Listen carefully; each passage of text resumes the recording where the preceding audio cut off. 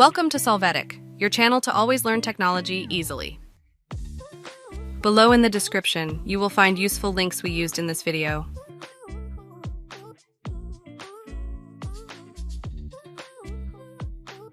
Today in Solvetic, we will see how to change printer port.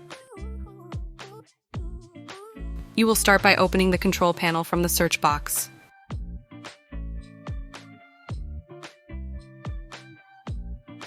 Now in the panel window, click on View Devices and Printers. This will open the Settings utility. After this, click on Printers and Scanners. Now you are going to click on the printer to change the port.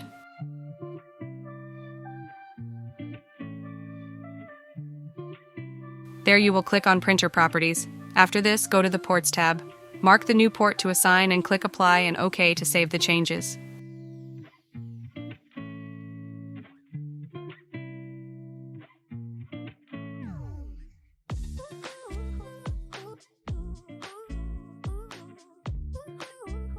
Hey, remember to subscribe Solvetic channel.